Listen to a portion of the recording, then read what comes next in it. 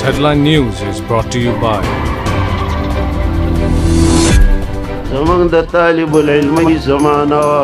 په چټۍ وطن ته راتلو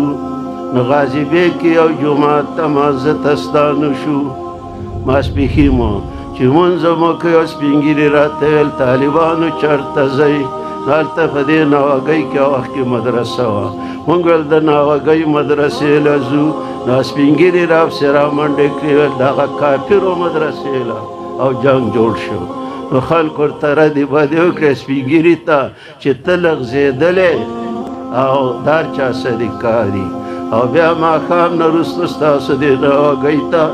ښکته یو جومات و هغه ته رالو وظیفه م غونډه کړه او ډوډۍ مو خوړه نو سهار موږ مانځه ته ووتو هغه وخت کې دلې رودم بېده وه نو مدرسې کې جمع ولاړه وه موږ په مانځه کې ودرېدو چې سلام هم وګرځو نو زما استاد میا حیاالدین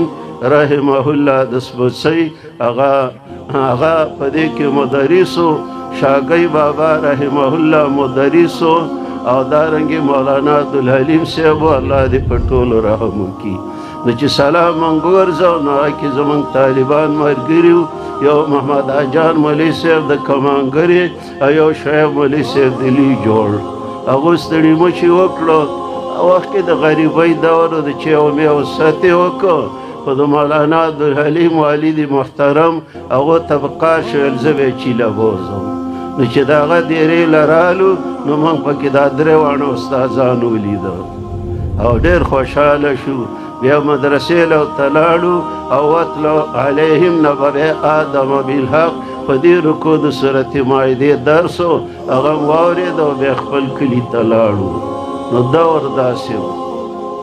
چې قرآن بیا ورسه ولید ویل دا پنجپیری قرآن دی چې برګ رومیال بیا ورسه ولیده ویل دا پنجپیری رومال دی او اوس ناوګۍ که ګوره ماشاءالله د سترګو په رب جلسه ده دا حالاتو مخکې په هر کلي کې په هره علاقه کې